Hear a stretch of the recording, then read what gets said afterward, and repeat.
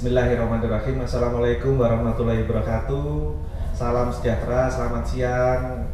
Om Swastiastu, Namo Buddhaya, dan salam kebajikan. Halo sahabat perempuan dan anak, pada edisi kali ini di Media Talk yang diselenggarakan oleh Kementerian Pemberdayaan Perempuan dan Perlindungan Anak, kita akan berjumpa dalam 2 jam ke depan dengan tema Media Talk kali ini adalah cegah perempuan terjebak toxic relationship dengan pria posesif. Ini memang sangat isu yang sangat aktual dan banyak kita temui di kehidupan sehari-hari, baik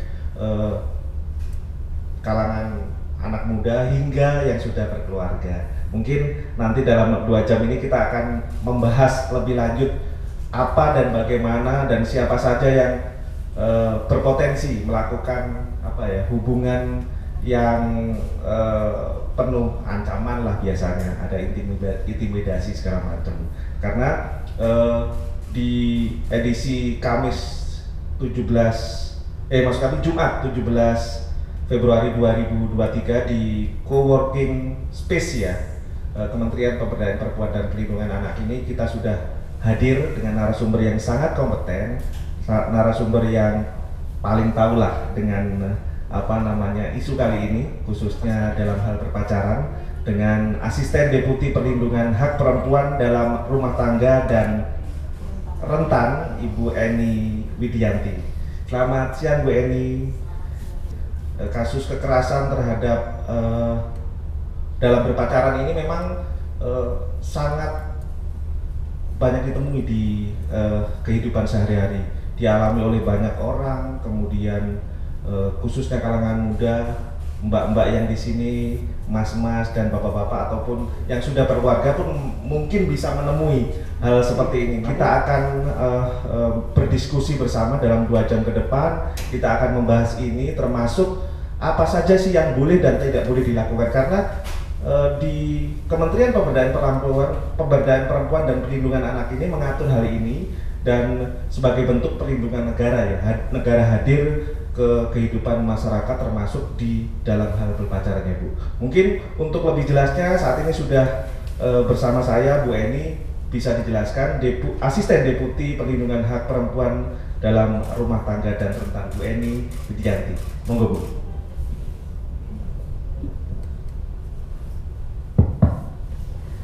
Baik, Assalamualaikum warahmatullahi wabarakatuh. Om Swastiastu, Namo Buddhaya, salam kebajikan dan salam sehat untuk kita semua. Terima kasih Mas Anang ini sebagai moderator yang luar biasa. Jadi nanti kalau dibilang paparan kayaknya serem banget ya. Jadi ini nanti saya akan menampilkan saja ada beberapa data.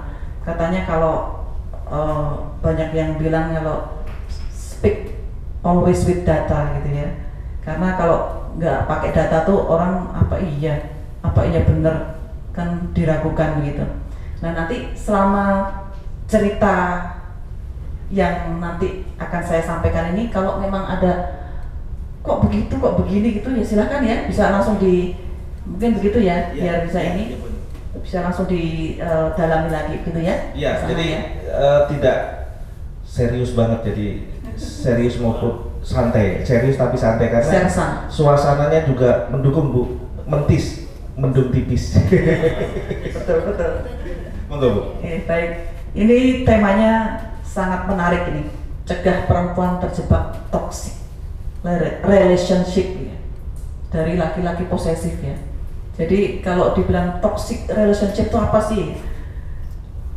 Kayaknya paling gampang tuh diartikan ini hubungan beracun.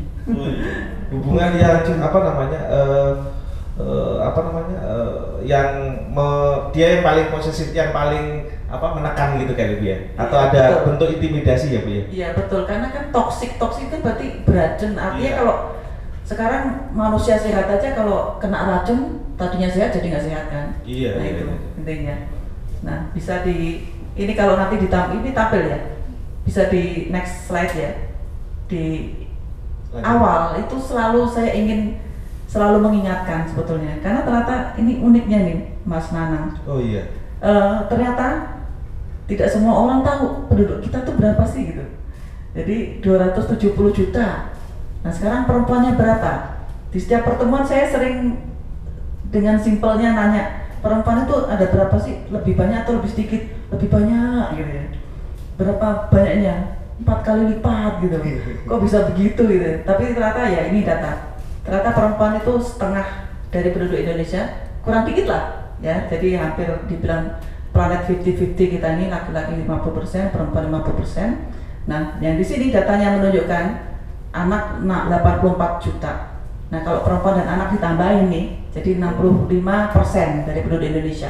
Yang penting lagi ini sekarang, ada berapa keluarga? 91 juta keluarga. Pasti berpikir kalau keluarga kepalanya pasti laki-laki semua. Enggak. Ternyata data menunjukkan dari 91 juta keluarga ini, 15,4%-nya adalah dikepalai oleh perempuan. Itu jumlahnya berapa sih? 14 jutaan lebih ya. Jadi ini yang perlu, data-data ini yang perlu kita kemukakan supaya kesadaran ini akan tumbuh gitu. Oh ternyata kepala keluarga nggak semuanya laki-laki. Lanjut ya, di slide berikutnya. Nah ternyata kami itu secara berkala melakukan survei. Nih Mas Anang nih, 2016 survei pengalaman hidup perempuan nasional itu hasilnya adalah 1 dari 3 perempuan usia 15 sampai 64 tahun itu pernah mengalami kekerasan. Nah, kemudian survei berikutnya 2021. Ternyata angkanya ini menurun. Jadi kalau yang tadi 1 dari 3 sekarang jadi 1 dari 4. Artinya kan menurun. Nah, tapi nanti ya ini di-keep dulu datanya, tapi ada diskusi yang menarik nanti di belakang ya. Lanjut ke slide berikutnya. Nah sekarang hitung-hitungan nih, tadi kita udah tahu data penduduk Indonesia berapa tadi ya.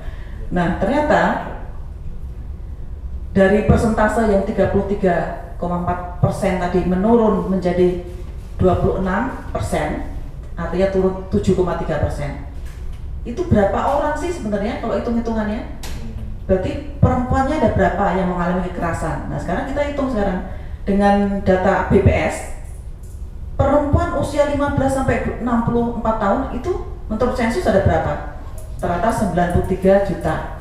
Artinya 26% dari 93 juta ketemunya 24 juta 500.000 sekian. Itu yang perempuan yang mengalami kekerasan. Itu hitungan kasarnya begitulah. Ya Mas Anang ya. Nah, kemudian lanjut. Lanjut ya nih, data kekerasan terhadap anak. Ini ada survei yang tersendiri ya. Itu juga datanya menurun.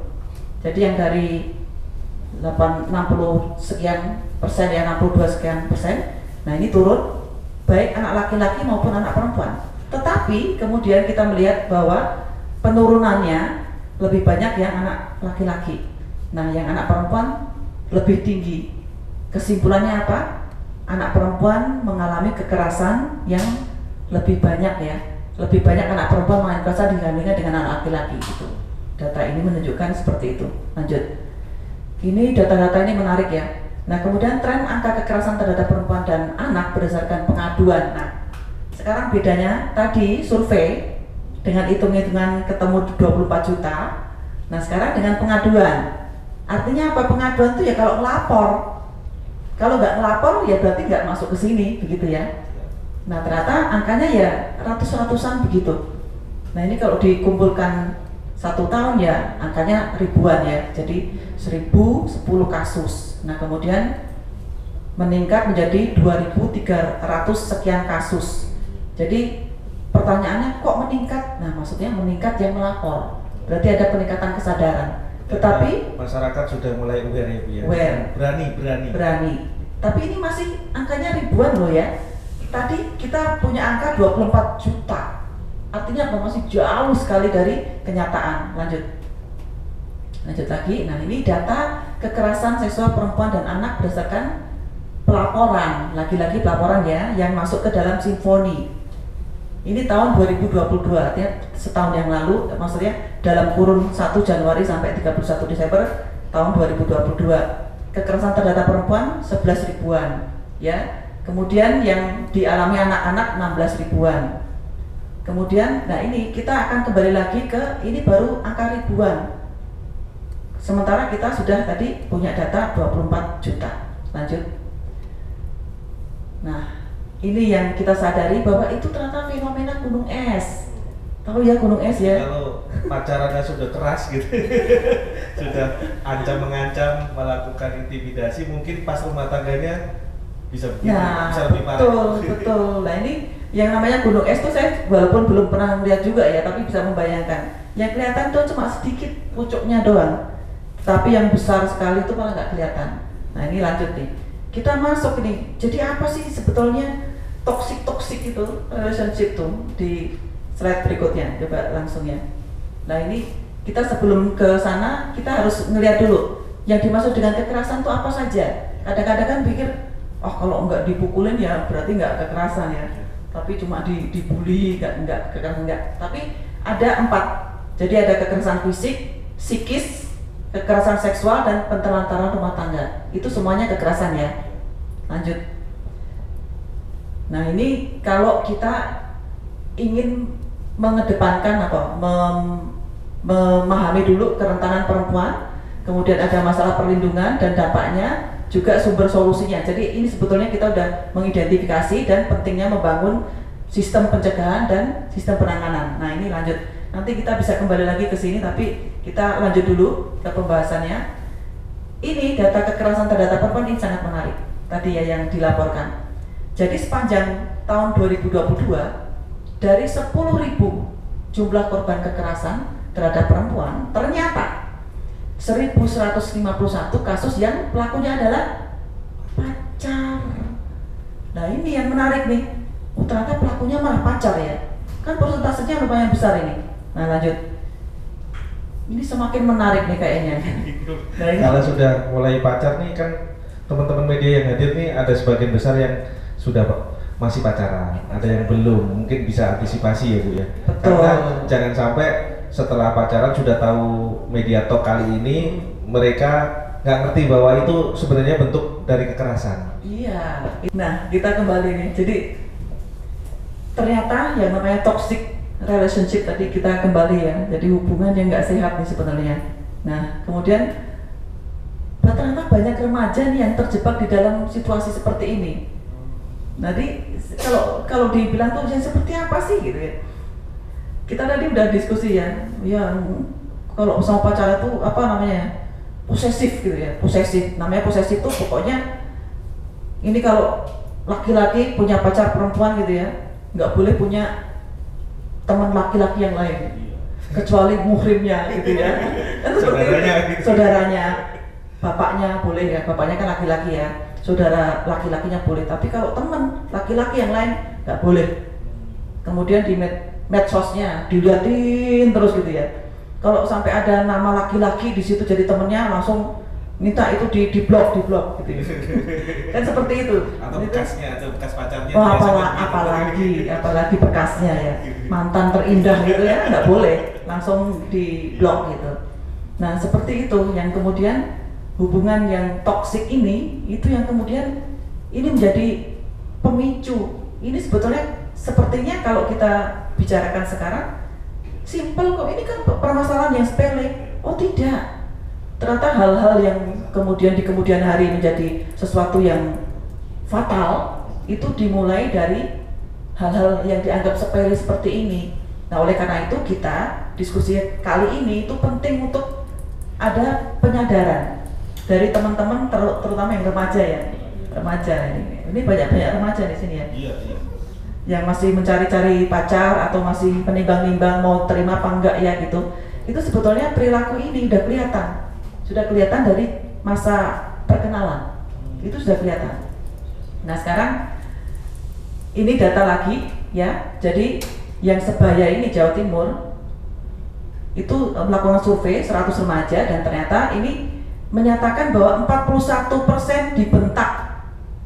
Nah ketika ini di dalam perpacaran ini, kemudian 33% dimarahi, 26%-nya dibatasi aktivitasnya. Nah ini kan yang toksik ini. Dan yang parahnya lagi, ternyata ada 11% itu diancam putus kalau nggak mau berhubungan seksual. parah ya. Dan ini persentasenya luar biasa loh ini. Kemudian dilanjut ya, kita akan melihat. Jadi sekarang ini kemudian apa perilaku ini bisa dicegah nggak sih gitu? Bisa, sebetulnya bisa. Kalau kita sebagai orang tua nih, kalau saya sudah orang tua ya, udah mau punya cucu lagi ya, belum sih. Nah ini kemudian dijaga bagaimana hubungan harmonis ya antara orang tua dengan anak, mendengarkan misalnya nih anaknya punya anak perempuan lagi dideketin sama cowok gitu ya. Nah ini kalau orang tuanya galak sekali gitu kan, dia nggak mau cerita dong sama orang tua ya. Nah sementara kalau kita selalu mesra dengan anak ya, dia cerita semuanya. Ini mah ada yang deketin saya tapi kok seperti ini gitu kan. Kadang kita marah juga tuh. Iya. Kalau anak kita cewek kan ada laki-laki. Ya, saya udah sama laki-laki, ini kan harusnya punya saya gitu kan. Itu salah satu bentuk posesifnya bapak ini. Itu juga nggak boleh loh Pak. Iya. Saya baru sadar Ibu. Gara-gara Bu Eni cerita ini. Itu nggak boleh. Iya, Jadi kemudian ya komunikasi itu sangat penting ya, kunci dari semua itu. Kemudian lingkungan di luar keluarga, ada masyarakat, sekolah, semuanya itu harus dibuat seharmonis mungkin supaya si anak ini ya kemudian bisa terbuka ya, dan akhirnya tercegahlah hal-hal yang toksik ini yang dilakukan oleh mungkin pacarnya atau calon pacarnya seperti itu ya. Nah kemudian lanjut. Nah ini toxic relationship. Jadi ternyata itu istilah ini sebetulnya yang memang pas ya untuk menggambarkan hubungan seperti itu. Karena ternyata kejadian ini kemudian dialami salah satunya karena pelakunya ini ternyata punya trauma di masa lalunya. Kemudian dia punya pengalaman mungkin waktu masa kecilnya dibully, sehingga dia mempunyai trust ya. Misalnya dulu dia mendapatkan perlakuan yang tidak baik, kemudian dia sulit untuk mempercayai orang lain ya.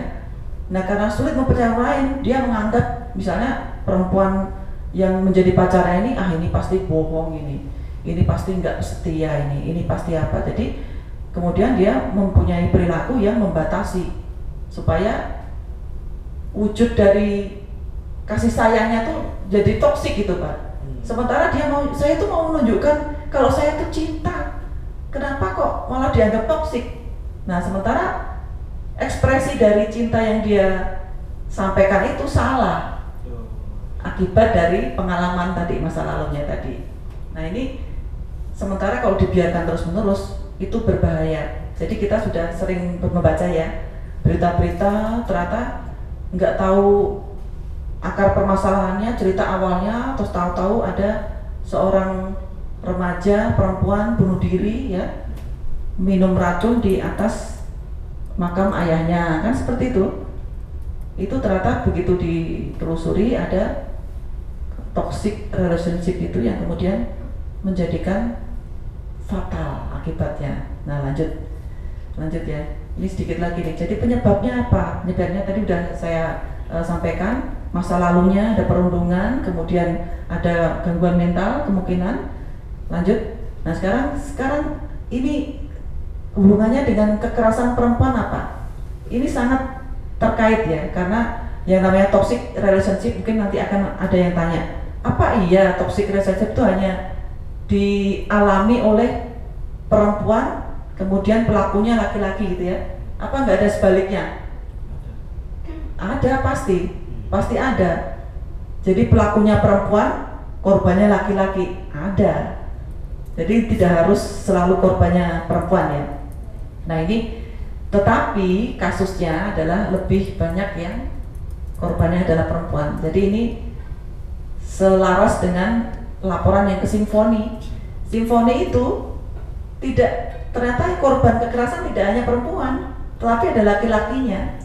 Tapi persentasenya sangat kecil untuk yang laki-laki. Jadi sebagian besar adalah korbannya perempuan. Nah ini lanjut lagi, kita ingin mengetahui ya. Jadi sebetulnya apa sih yang sudah dilakukan Kemen PPA gitu ya? kalau ada kasus-kasus seperti ini, terus gimana? Bagaimana mengatasinya, menanganinya ya. Jadi untuk penanganan tentunya kita menangani baik untuk korbannya maupun untuk pelakunya. Kalau untuk korbannya tentunya kan ada trauma, ada mungkin kalau dia fisik ya berarti kekerasan fisiknya akan kita tangani dulu ya untuk healingnya. Nah kemudian untuk pelaku kekerasannya ya itu tadi, kalau memang dia menjadi ternyata perilakunya itu adalah akibat dari masa lalunya, ya kita buatkan suatu treatment juga ya untuk psikolog supaya bisa mengatasi ini tadi trauma di masa lalunya. Nah ini dikit lagi nih lanjut nih, kayaknya nanti setelah ini kayaknya lebih banyak lagi karena yang saya sampaikan ini baru highlight saja ya. Nah sekarang jadi tips untuk menghindari supaya kita nggak mengalami kekerasan dalam pacaran nih, itu terus seperti apa?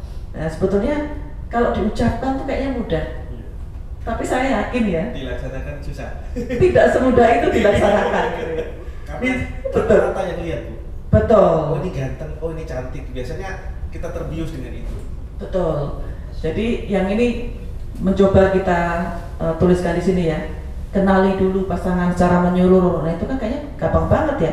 Padahal kalau kita betul-betul mengalami ketika kita mengenali seseorang, apa iya kita bisa mengenali secara menyeluruh? Nah, dulu Mas Anang waktu naksir cewek pasti menampilkan dirinya yang terbaik ya. Fisik dulu tuh. Betul pasti ya. Yang kita lihat. Setelah fisik tuh baru habis itu baru ini orang mana gitu, rumahnya di mana gitu. Dan pasti kan itu kalau namanya kenalan di awal-awal pasti menampilkan yang terbaik dong. Iya. Yang jelek-jelek disembunyiin kan. Nah itu yang sulitnya untuk yang pertama ini. Nah kemudian jangan terlalu cepat mengambil keputusan. Kalau misalnya udah approach gitu ya, pendekatan, terus tiba-tiba wah pokoknya udah ganteng banget ya pokoknya gitu ya, mau terima aja. Nah itu jangan, tahan dulu. Tadi ada ya yang tadi udah kayaknya udah mau punya pacar gitu ya. Tahan dulu sampai kita betul-betul mengenal tadi. Nah kemudian berani mengambil sikap ketika begini. Sebetulnya di awal-awal perkenalan itu sebetulnya sudah kelihatan, walaupun disembunyikan. Itu percik-percik itu mesti kelihatan dari perilaku, misalnya spontan gitu ya, itu selalu akan kelihatan, dan semakin lama perkenalan akan semakin kelihatan. Sayangnya nih kalau untuk yang dari sisi perempuan ya, kalau sudah terlanjur cinta, ada lagunya kan ya, terlanjur sayang, itu yang kemudian sulit untuk menarik diri lagi ya. Udah tahu nih kayaknya aduh kok begini ya, tapi udah terlanjur sayang, jadi sulit untuk mengambil keputusan bahwa ini berbahaya untuk diri saya. Nah itu yang paling berbahaya sebetulnya. Jadi berani mengambil sikap itu paling penting. Nah kemudian membangun komitmen untuk menimbulkan rasa sungkan pasangan. Misalnya gini, kita kenalin nih dia sama keluarga kita, jadi kalau dia udah kenal sama orang tua kita gitu kan, terus dia mau macam-macam sama kita, nah mungkin dia akan berpikir 2 kali 3 kali gitu. Intinya seperti itulah, ada tips-tipsnya ya. Nah kemudian harus ada orang terdekat. Jadi itu tadi, jangan sampai kita lagi pacaran sama seseorang, ternyata saudara kita, kakak kita, adik kita nggak tahu, orang tua kita lagi, jadi disimpan gitu ya. Jadi ketika ada sesuatu, nah kita tidak ada yang apa istilahnya ya, bukan pengawas ya, tapi orang terdekat yang kemudian mengetahui keseharian kita, kok tadinya perilakunya ceria gitu ya, kok tiba-tiba kok merenung gitu, terus murung gitu. Nah itu kalau saudara, orang tua melihat itu kan kemudian udah langsung ada warning gitu ya, wah ini pasti ada sesuatu. Nah itu kalau terbuka, tetapi kalau tidak terbuka, bahayanya tiba-tiba minum racun. Jadi kalau pas pacaran, kemudian kadang-kadang kan pertama kali kita takut tuh Bu, nggak cerita sama bapak ibu, itu nggak boleh juga ya ternyata ya? Itu nggak boleh, bahaya. Jadi harusnya dari awal terbuka. Iya. membangun komunikasi dengan saudara dan saya orang tua. alami dulu. Pengalaman pribadi Iya. kayaknya. Nanti kita akan banyak cerita tentang pengalaman pribadi, termasuk kasus, karena ini menarik banget Bu. Di kehidupan sehari-hari pasti banyak ditemui, termasuk yang sudah berumah tangga pun pasti akan mengalami sebelumnya. Yang jadi pertanyaan kan kita nggak tahu bahwa itu salah. Itu tuh sebenarnya. Lanjut Bu. Nah, jadi setelah ini banyak informasi tentang apa sih yang sudah dilakukan Kemen PPA gitu sebetulnya ya.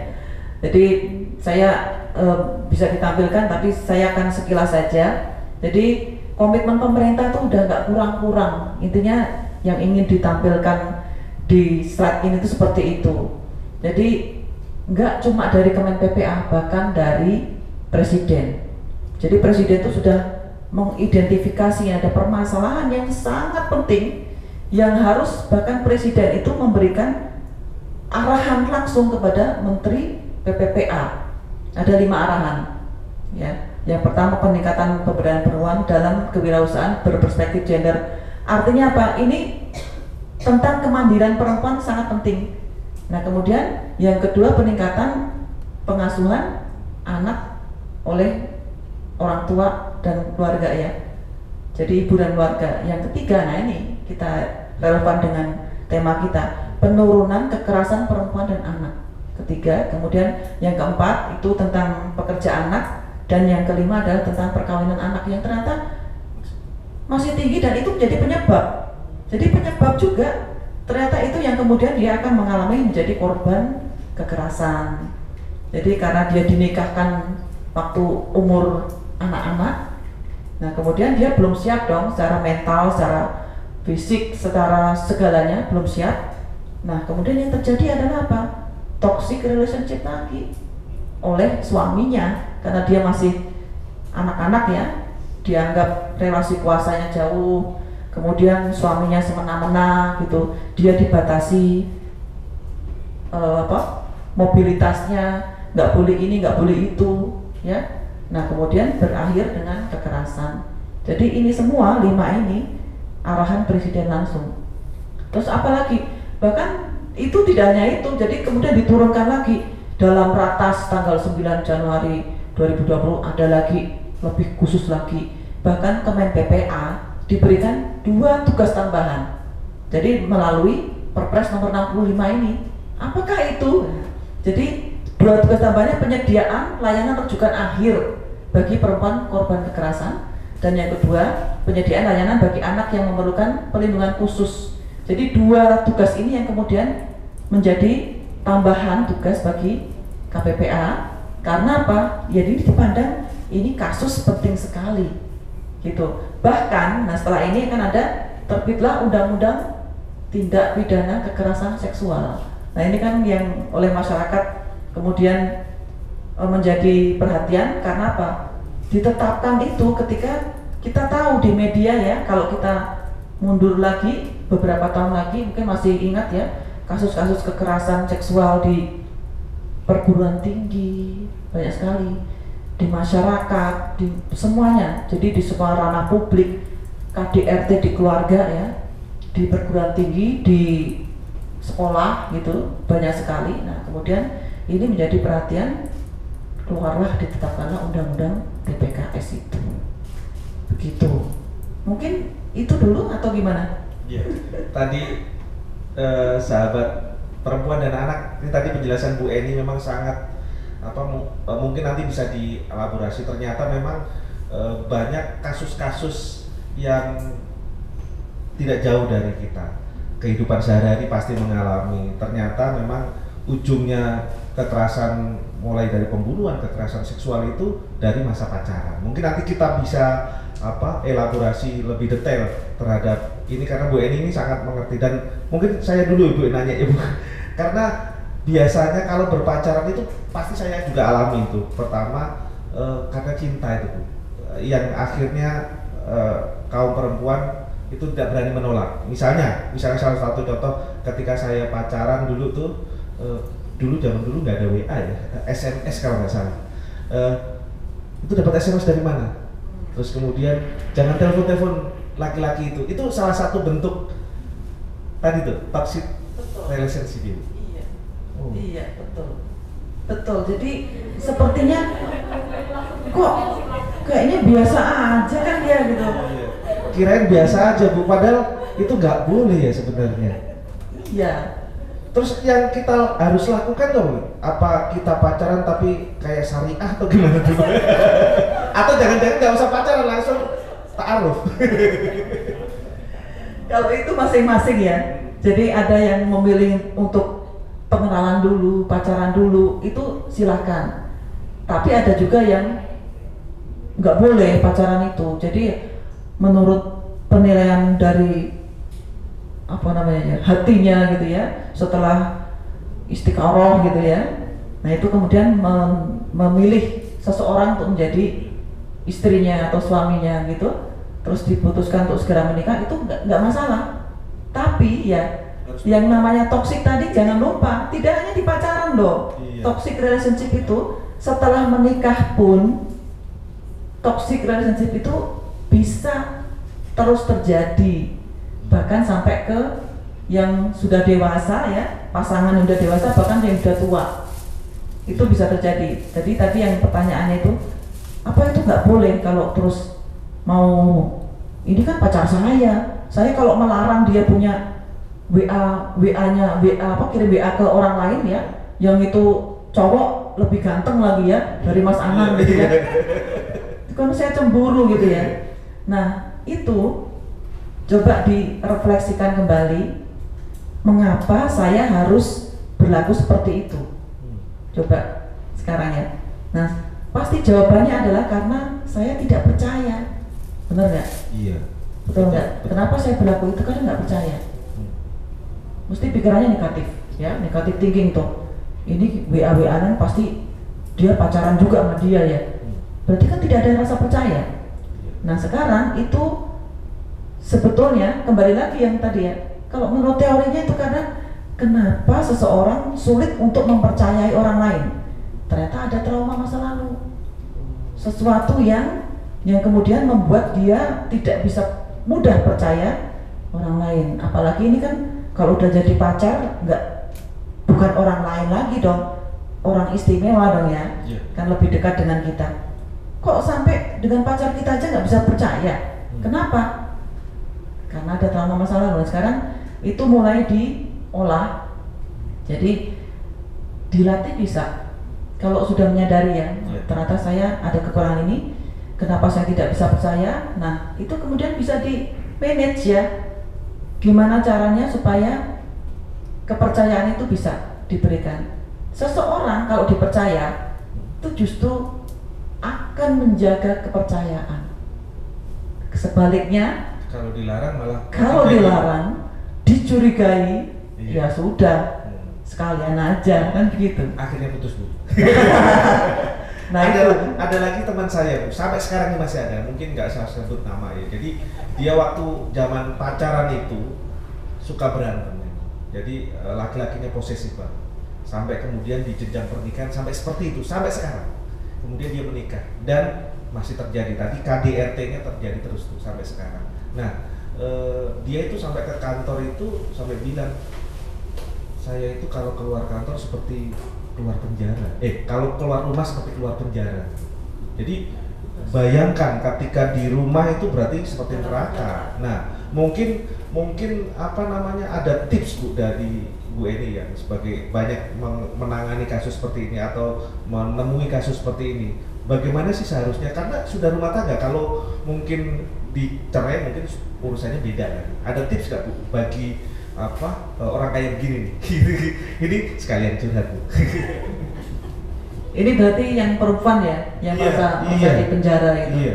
Iya. Jadi tipsnya tuh begini. Ini kalau tips untuk yang perempuan atau untuk yang laki-laki? Yang perempuan ya, jelas ya. Oke. Kalau tips untuk yang perempuan itu pertama, dia harus menyadari dulu. Ini kan karena kalau sudah kadung menikah kan berarti ini sudah sesuatu yang sudah terjadi ya. Jadi nggak bisa mundur lagi dong. Jadi karena kalau tadi yang saya bilang berani ambil keputusan itu kan kalau belum memutuskan untuk nikah ya. Nah sekarang ketika sudah menikah, apalagi kalau udah punya anak, pasti pikirannya panjang. Bagaimana caranya memperbaiki ini ya? Nah, kalau ini tips saya nih. Jadi pertama, sadari dulu bahwa kita sudah punya komitmen dengan, berarti ini kan suami kita nih ya.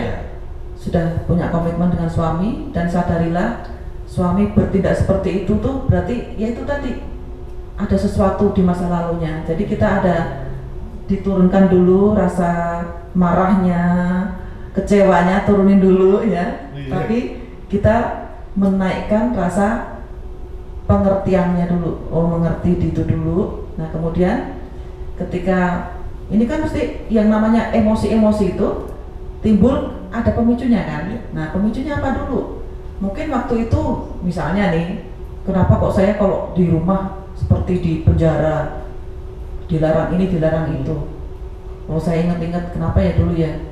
Oh, ternyata waktu itu saya pernah di kantor pulangnya sampai jam 12 malam misalnya nih ya.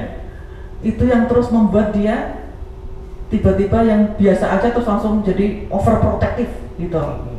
Oh, berarti itu ya. Oke, kalau itu ikutin dulu. Jadi atau mungkin karena nggak terbuka kali itu ya. Nggak terbuka. Percaya itu komunikasi. Iya, betul. Karena ketika dia di luar itu dia baru cerita semuanya. Ketika di dalam, apakah kamu nggak cerita? Takut. Lebih baik saya ngalah daripada saya berantem, jadi gitu. Takut ya. Iya. Nah, ini berarti masalah komunikasi. Iya. Sekarang ketika prinsipnya begini, kalau satu lagi marah, jangan dihadapi dengan marah juga, tidak. Tapi cool dulu sampai tunggu. Nah, kemudian masuk pelan-pelan. Sebetulnya kita kan begini, kalau sudah berumah tangga apalagi ya, kita tahu kok karakternya suami kita tuh tahu. Jadi kapan tahu berarti bukan suaminya. Iya, itu. Jangan-jangan dulu dijodohin gitu ya. Cukup. Mungkin teman-teman ini udah gak sabar nih. Ada yang mau tanya atau mau ini? Silakan. Karena pasti banyak unek-unek nih Bu. Karena isunya sangat melekat di kehidupan sehari-hari. Monggo Mbak, silakan sebut nama dan medianya. Siang, saya Nabila dari Detikcom. Izin Bu, ada 3 pertanyaan. Mungkin yang pertama bisa dijelaskan dulu sebenarnya ciri-ciri awal hubungan itu, pasangan itu toksik. Karena mungkin beberapa dari kita tidak sadar gitu ya Bu, seperti tadi disebutkan contohnya mungkin kita posesif, melihat akun pasangan gitu sebatas mau sadap WhatsApp gitu. Nah, itu apakah batasannya seperti apa sih Bu? Pasangan itu tandanya toksik, kayak kita ada di toxic relationship. Nah, ketika sudah terjebak di toxic relationship itu kan terkadang banyak orang yang memang sulit keluar dari hubungan tersebut ya Bu. Meskipun mereka sudah mendapatkan perlakuan kekerasan, karena janji si pelaku ini mungkin saya tidak akan mengulangi hal yang sama, atau ada ancaman gitu ya Bu untuk si korban ini, kemudian mereka sulit keluar. Nah, itu saran dari Ibu seperti apa? Nah, ini juga berkaitan sama yang lagi viral sih Bu, itu mahasiswa UPH juga di media sosial melaporkan kalau dia mengalami kekerasan seksual dan sudah melapor ke Komnas Perempuan, tapi sempat tidak diproses, sudah diproses cuman dihentikan prosesnya karena si pelakunya ini meminta maaf dan berjanji tidak akan melakukan hal yang sama. Tapi sayangnya setelah di-stop prosesnya, korban ini kembali mengalami kekerasan dan sampai pokoknya foto-fotonya miris lah Bu itu kekerasannya. Nah, tapi katanya juga sudah lapor ke Kemen PPA. Nah, ini seperti apa dari Kemen PPA? Segitu sih Bu, terima kasih. Mungkin langsung jawab ya Bu, Mbak Novela dari Detik tadi. Nafila, sorry. Novela kan penyanyi Bu. Iya, tadi pertanyaannya memang sangat melekat di kita. Jadi ciri-cirinya, kategori toksik itu batasannya seperti apa? Mungkin itu yang pertama. Yang kedua terkait dengan yang viral di UPH itu, dia mengancam akan menyebarkan kalau nggak salah ya, atau dia sudah melakukan kekerasan seksual kemudian lapor, nah tindak lanjutnya apa, terus kemudian yang ketiga nanti bisa dikasih juga Bu, mau lapor kemana sih ketika ada masyarakat atau anak-anak, perempuan, kemudian remaja maupun yang dewasa ketika kekerasan itu terjadi gitu, mungkin itu, monggo. Ya baik, ini ciri-ciri nih. Sebetulnya ciri-ciri ini kalau yang udah pernah pacaran, ini tentunya apalagi kalau yang pas ketanggor gitu ya, kena apa sama kepo, yang kepo itu Bu, salah satunya. itu pasti udah tahu, oh ya seperti ini ya. Jadi sebetulnya mudah. Ciri-cirinya tuh begini. Kalau buat saya yang paling mudah tuh hati kita ini sebetulnya jadi juri yang paling utama. Jadi begini, kalau kita saja udah nggak ngerasa nyaman dengan perilaku ya dari pasangan kita itu, pacar kita gitu, itu berarti ciri-ciri ini. Nah sekarang kalau dielaborasi ciri-cirinya apa sih yang dia perbuat? Nah di antaranya tadi udah kita diskusikan ya. Kita mau bergerak, maksudnya bergerak kan begini. Kalau seorang wartawan ya, terus ternyata kuliah juga misalnya. Kegiatan saya ada kuliah, terus kerja juga, traveling ya. Nah ternyata udah mulai diatur-atur nih. Kamu nggak boleh ya ke sana, kamu nggak boleh ke sini. Itu udah ciri-ciri nih. Terus ternyata dia mengatur kepada siapa kita boleh berteman, ke siapa kita nggak boleh berteman. Itu sudah toksik itu. Ya, kemudian ada yang sampai parah ya. Tadi kami sarankan kalau dengan keluarga terbuka, ini sampai melarang kamu nggak boleh cerita gini-gini sama keluargamu, kan dia tahu. Karena ini pasti nanti akan diprotek sama orang tuanya gitu ya. Nggak boleh ngomong sama orang tuamu, nggak boleh ngomong sama ini. Terus media sosial, pokoknya akunnya, passwordnya apa saya harus tahu semua, sampai ke rekening bank tahu semua. Parah mah itu ya. Nah itu udah posesif tuh ya. Itu posesif, udah toksik itu. Begitu kalau yang ciri-ciri itu, dan lebih banyak lagi, banyak sekali. Nah kemudian yang tadi yang kasusnya tadi, nah ini kita sulitnya di sini karena ini delik aduan ya, seperti halnya dengan KDRT, karena dalam rumah tangga itu, karena itu delik aduan, begitu yang ngadu itu terus narik lagi, kan ada kasus selain itu kan ada juga ya.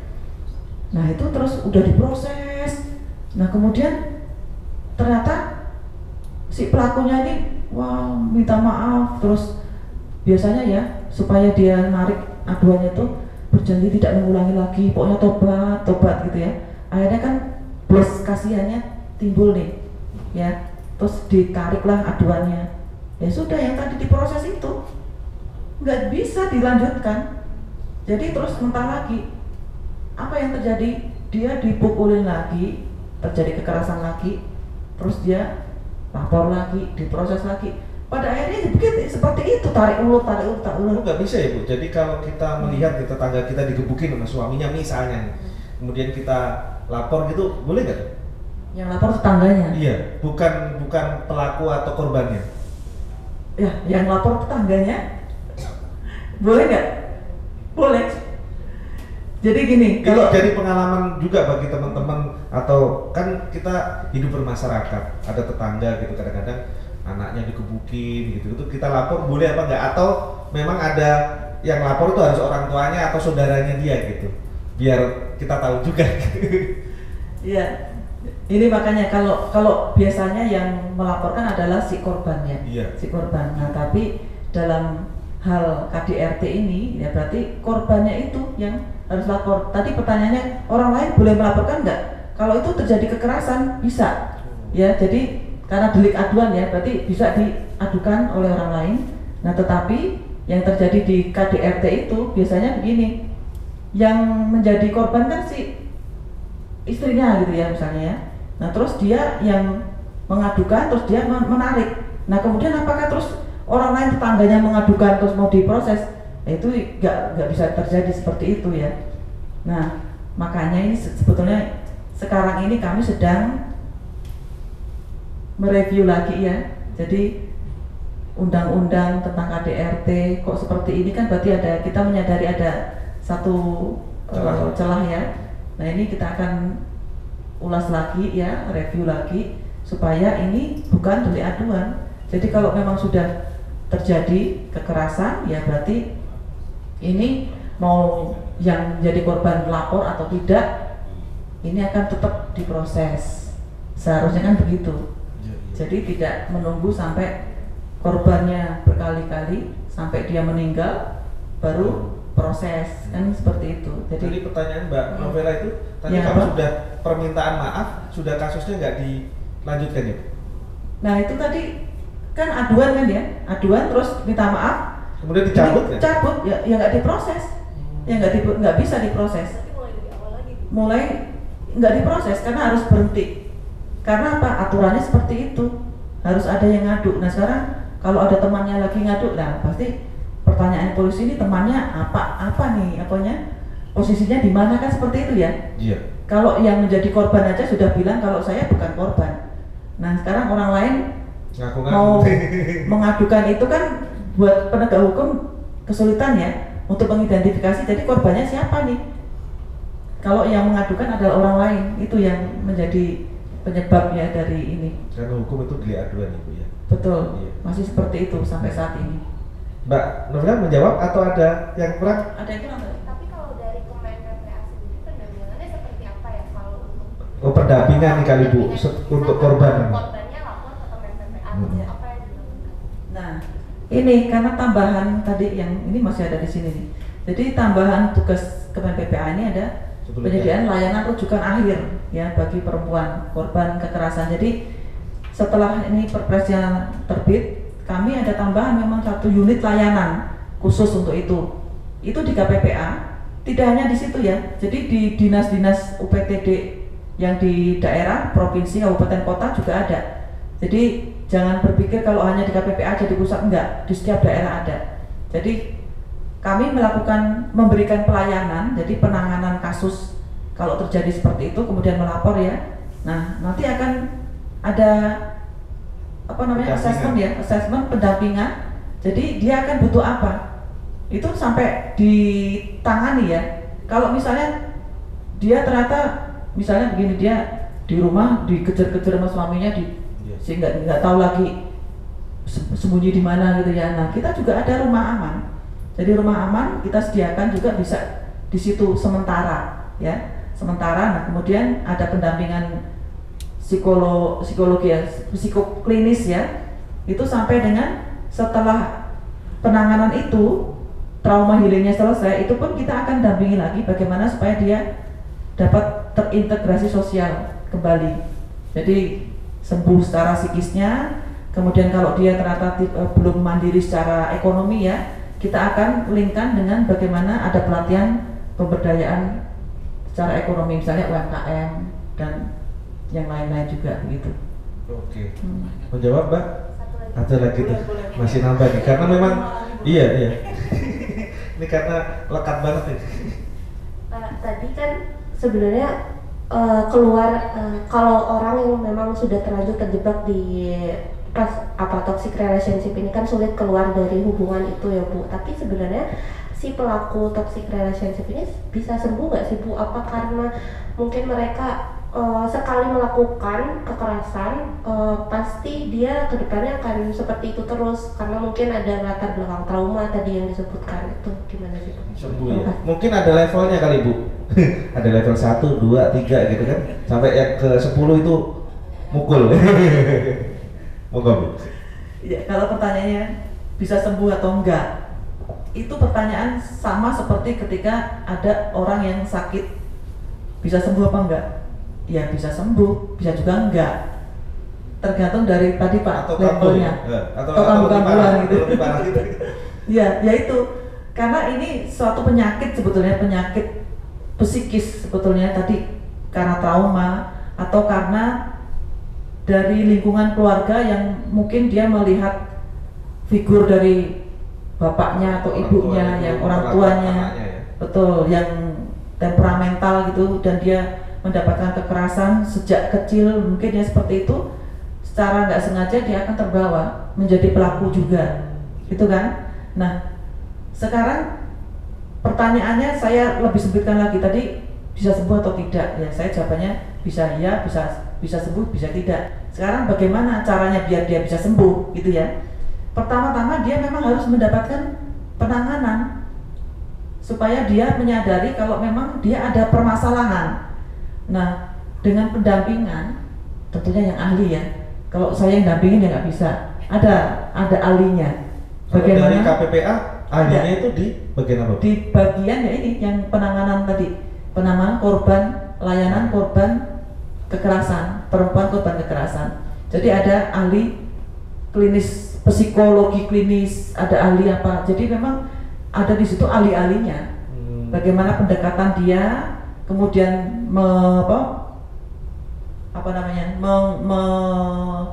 menyembuhkan ya, menemukan traumanya ya. Nah, kemudian bagaimana dia healingnya untuk dia menjadi seseorang yang normal gitu ya, dalam tanda petik lah, supaya pelaku ini kemudian bisa menjadi manusia yang baru. Nah, itu kalau memang kita akan membuat dia menjadi yang sembuh tadi. Nah, ya, dan diharapkan itu tadi dia tidak akan melakukan kekerasan itu lagi. Begitu. Bu, kalau ada kita menemui itu tuh lapornya kemana sih? Kalau boleh tahu bisa dijelaskan Bu? Oh, lapor ke KPPA nih.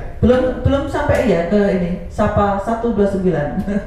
Sapa 129. Itu gimana Bu caranya biar masyarakat juga tahu ketika menemukan misalnya dia digebukin pacarnya, kemudian dia digebukin suaminya. Karena itu penting banget, banyak orang yang masih nggak tahu ya lapor kemana ya. Iya. Ya tinggal ambil aja handphonenya, kemudian 129 udah. Sudah dicoba, boleh dicoba. Soalnya belum ada kekerasan itu. Kita yang keras. Nggak apa-apa, tapi kalau mau coba aja nggak apa-apa. 129 pasti nanti akan ada yang menerima, kemudian ada pertanyaan-pertanyaan ya. Apakah Anda ingin dilayani di mana ini kan? Karena gini, kalau 129 kan sudah diakses di seluruh Indonesia.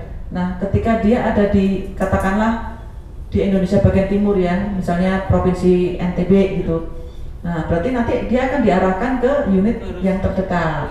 Jadi dia nggak harus ditangani dari Jakarta, tentu tidak. Tapi bisa melalui ini nanti 129 ini. Apa 129? Ya, gampang kan? Iya. 129. Mbak Nabila menjawab atau ada lagi?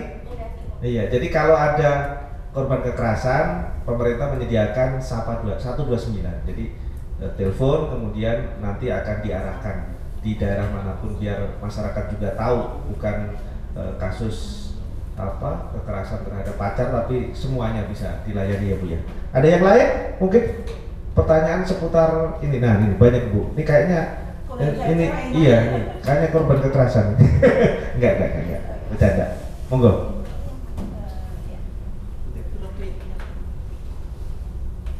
Cek, oke. Saya Fitra Bu dari Pro 3 RRI. Bu, saya mau tanya, sebenarnya mau tanya dua, cuman pertama ini terkait yang Ibu katakan tadi soal Perpres tadi Bu, ini boleh dijelaskan lagi gak Bu? Tadi itu maksudnya dari Kemen PPA nantinya akan ada satu unit tadi ya Ibu bilang yang tentang Perpres ini bisa dijelaskan lagi? Iya, itu sudah keluar berarti ya? Sudah, oke. Yang kedua tadi saya mau tanya, sebenarnya mau lebih ke curhat sih Bu. Ini saya alami dari 6 tahun yang lalu. Sebenarnya teman saya sendiri gitu. Jadi dia ini masuk ke dalam, kalau saya sih melihatnya toxic relationship karena dia kemana-mana selalu dibuntutin. Terus dia juga nggak boleh ya kayak tadi ya, nggak boleh WA-an sama cowok lain. Terus itu HP-nya juga tiap kali ketemu diperiksa gitu. Terus sampai suatu saat dia pernah ke kampus saya, saking dia takutnya gitu, gue harus kemana ya gitu. Sebenarnya dari sisi kitanya nih yang temennya sendiri itu harus melakukan seperti apa ketika temennya seperti ini. Dia juga waktu itu sampai akhirnya dipecat gitu dari perusahaannya karena laki-laki ini gitu. Cuman sekarang udah nggak berhubungan sih gitu. Cuman pertama itu yang menjadi traumanya dia, dan kita ini sebagai temannya harus seperti apa? Iya. Mbak Sapriatun dari RRI. Soal tadi perpres Bu, bisa sedikit dielaborasi terkait perpres yang sudah diberlakukan. Terus yang kedua, curhat pribadi tadi Bu. Namanya siapa tadi Mbak? Fitratun. Fitra, Mbak Fitra ya. Ya. Ya ini tadi yang saya sampaikan. Jadi sebelum perpres ini terbit, Kemen PPA itu tidak mempunyai tugas untuk memberikan layanan rujukan akhir. Nah setelah ada perpres ini, kita ditambahin TUSI ini. Nah terus realnya seperti apa sih? Ya ada tambahan, jadi ada yang dulunya nggak ada, terus sekarang ada namanya ASDEP, layanan perempuan korban kekerasan. Tadinya belum ada, sekarang ada. Nah di situ dilengkapi dengan segala macam tadi, termasuk 129 tadi. Nah sekarang bisa, begitu ada aduan tengah malam juga, kita berangkat pakai mobil Molin, tahu Molin? Mobil perlindungan perempuan dan anak. Nah ini kemudian ke lokasi, bahkan sampai berhari-hari bisa kita lakukan itu. Nah kemudian itu sampai memberikan penanganan itu. Nanti apakah dia perlu ditaruh dulu di rumah aman, kemudian pendampingannya seperti apa? Itu sekarang bisa. Nah sebelum perpres ini memang tidak bisa karena tidak ada TUSI itu. Nah kalau terkait dengan curhatnya tadi, kalau sebagai teman, begitu teman dekat kita nih cerita, oh pacarnya begini-begini, kita langsung tahu dong, wah ini pacarnya toksik nih, dan ini berbahaya. Nah sebetulnya sebagai teman, kalau saya sarankan, langsung berikan pengertian kepada teman perempuannya ini, kuatkan dia, berikan summary ya. Sebetulnya kan kita sebagai pendengar nih, teman kita cerita, kita mendengarkan. Nah kita kan seperti sudah membuat notes ya, catatan, oh summary-nya ini. Pada saat yang tepat kita sampaikan ke teman kita, menurut ceritamu pacarmu tuh ini ya, dan itu menurut saya ini toxic relationship yang membahayakan kamu, intinya begitu. Nah kemudian saya sebagai temanmu, saya menyarankan sebaiknya kamu harus bisa mengambil keputusan tadi ya, mengambil keputusan apakah lanjut atau tidak. Nah itu namanya nggak memberikan keputusan. Saya sarankan kamu mengambil keputusan untuk tidak lanjut. Tegas aja gitu ya, tegas gitu. Karena itu bibitnya Bu. Nanti ketika sudah jadi akan muncul mudah-mudahan TPKS itu. KDRT yang terjadi, betul. Jadi masukannya tadi Ibu sarankan ngobrol lah dengan dari hati ke hati. Sebenarnya yang paling utama ya Bu, kalau nggak salah ya. Jadi komunikasi itu paling penting. Terus satu lagi tadi Bu, soal laporan tadi, selain telepon 129 ternyata ada WhatsApp Bu. Jadi kalau dia nggak berani telepon ada WhatsAppnya, 081-nya 3 kali 129 129. Silakan dicatat. Bisa dicatat. Ada yang lain? Dan kalau laporan tidak hanya terbatas itu ya, maksudnya jangan berpikir kalau harus lewat 129, harus lewat WhatsApp, ini enggak. Ya. Misalnya kejadian di mana gitu, dan yang terdekat ternyata ke dinas PPPA, langsung saja ke dinas. Oh boleh ya? Iya, karena itu mereka juga menangani kasus-kasus seperti ini. Apalagi sekarang hampir semua provinsi, kabupaten, kota, belum semua sih, tapi sudah hampir semuanya ada UPTD-nya. Jadi unit pelayanan terpadu PPPA, jadi perlindungan perempuan dan anak. Iya. Tapi kalau malam biasanya tutup Bu, jadi laporannya lewat telepon. Betul. Kadang gini Bu, ujung dari toxic relationship ini kadang-kadang yang berbenturan dengan cinta tadi itu. Kalau sudah cinta, biasanya tai kucing rasa coklat. Apapun yang dilakukan itu tetap diterima lah. Biasanya begitu. Nah, ada tips gak sih Bu? Apakah kita harus lanjut gitu, atau memang ini bukan jodoh saya gitu, atau gimana sih Bu? Karena sulit juga nih antara memukul dengan rasa sayang atau memukul dengan rasa kebencian gitu. Sebentar, saya yang terakhir dulu. Jadi kalau menurut kami nih, Kementerian PPPA tidak ada memukul itu dengan sayang. Gitu. Yang jelas semua pukulan itu pasti tidak boleh. Tidak boleh. Jadi kalau mau sayang, ya jangan mukul. Caranya seperti apa? Ya pakai pendekatan yang lain yang tidak menggunakan kekerasan. Jangankan memukul, berbicara verbal yang menyakitkan itu termasuk kekerasan. Jadi jangan menggunakan istilah karena sayang terus melakukan kekerasan. Tidak ada itu, rumusnya nggak ada. Rumusnya nggak ada kalau sayang itu dengan kekerasan, tidak ada. Siap. Kalau sayang ya dengan sesuatu yang memang halus. Coklat ya. Nah itu. Nah sekarang yang tadi ditanyakan, cinta. Kalau udah terlanjur cinta gimana? Udah terlanjur sayang, ada lagunya. Itu pasti semua pernah ngalamin gitu ya, sepertinya seperti itu. Nah kembali lagi ke kita. Sebetulnya ketika emosi ya, antara sebetulnya kan ini, terutama ini jangan sampai saya menyatakan itu sebagai stereotype ya. Kalau dibilang perempuan itu lebih emosional, laki-laki lebih rasional, enggak. Sebetulnya sama-sama gitu. Jadi antara rasional dan emosi, rasio dan emosi itu sebetulnya laki-laki dan perempuan ada. Nah sekarang ketika terlanjur sayang tadi, seharusnya kita menyadari, ini emosi kita nih yang lagi dominan nih. Nah dengan menyadari itu, artinya kan rasio kita yang kita naikkan kadarnya, begitu. Nah kemudian gimana caranya? Ketika rasio itu dinaikkan, kita akan punya beberapa cara. Jadi masing-masing individu akan berbeda. Kalau saya nih ya, pengalaman ya, kalau seperti itu, jaga jarak dulu. Karena kalau ketemu terus ya emosi itu nggak akan bisa diturunkan, rasionya nggak akan bisa dinaikkan. Tapi kasih space dulu, jarak dulu, waktu. Nah kalau kita beberapa hari nggak ketemu gitu ya, kan udah mulai bisa menata. Nah itu yang kemudian bisa kita lakukan, rasio kita lebih tinggi daripada emosi yang akhirnya tersayang tadi terus sudah bisa diolah dengan rasio. Wah kayaknya ini walaupun sayang, kayaknya ini nggak bisa dilanjutkan, gitu. Iya. Betul. Kesimpulannya. Kadang-kadang saya kalau marah itu teriak Bu.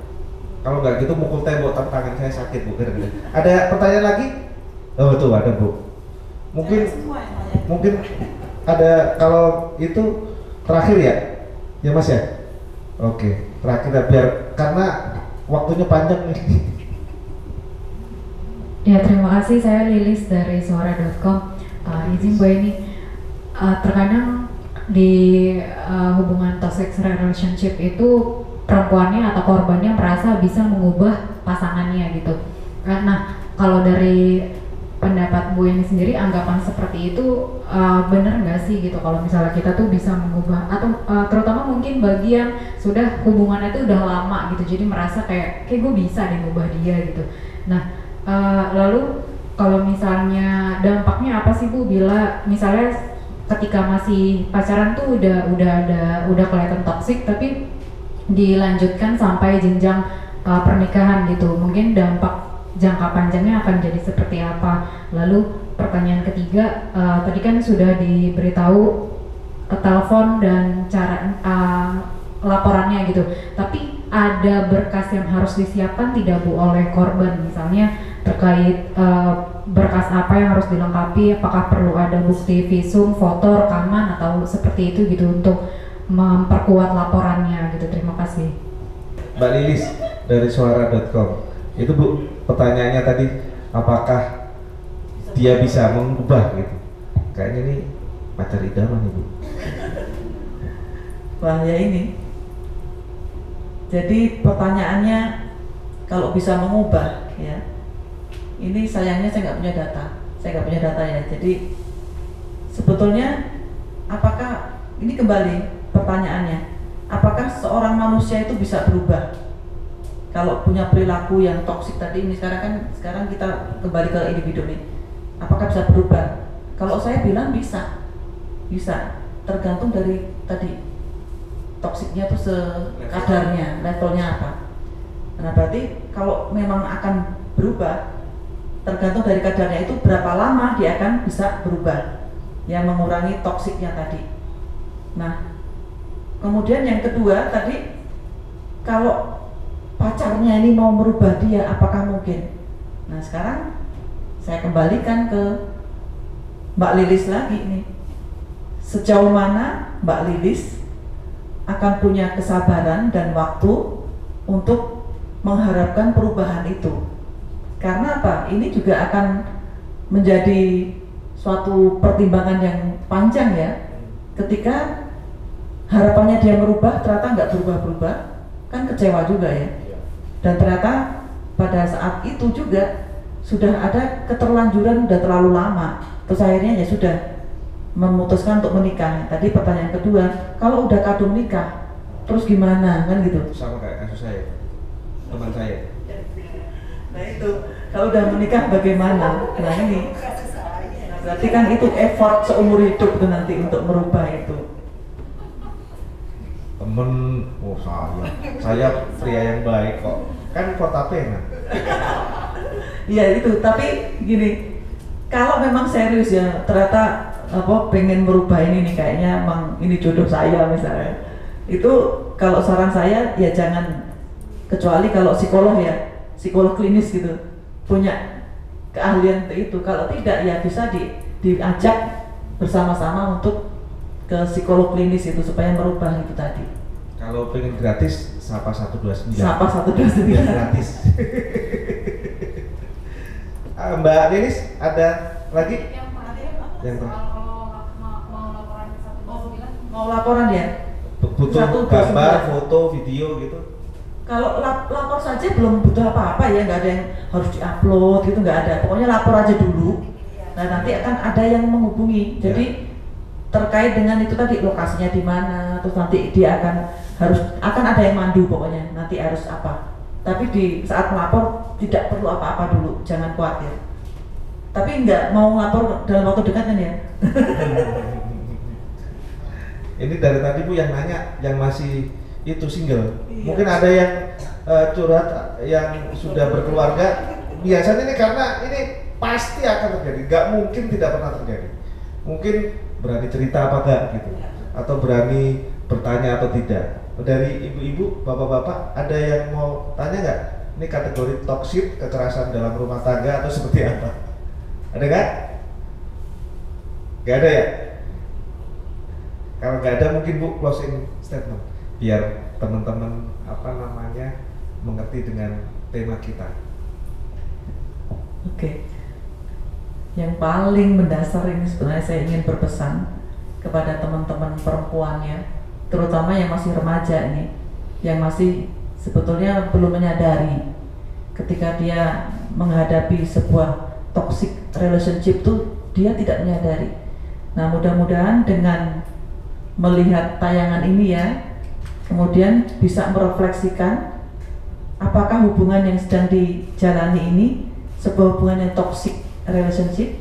Nah kemudian bisa setelah itu memutuskan apakah dia akan stay dan ingin mengubah tadi, tapi jangan terlalu berharap. Nah kemudian apakah dia sudah memutuskan dan menganalisis kalau ini sudah di tahap membahayakan buat dirinya.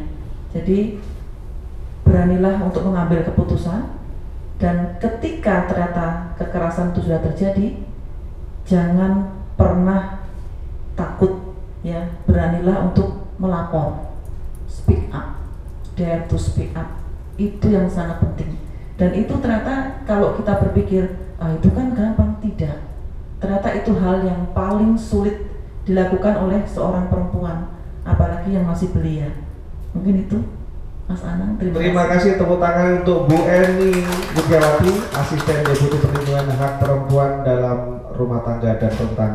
Demikian mungkin ini akhir dari Media Talk kali ini dengan tema cegah perempuan terjebak toxic relationship dengan pria posesif. Di edisi kali ini Jumat 17 Februari 2023, saya Anang Purwanto undur diri. Kita akan bertemu lagi di edisi berikutnya Media Talk dari KPBA. Assalamualaikum warahmatullahi wabarakatuh.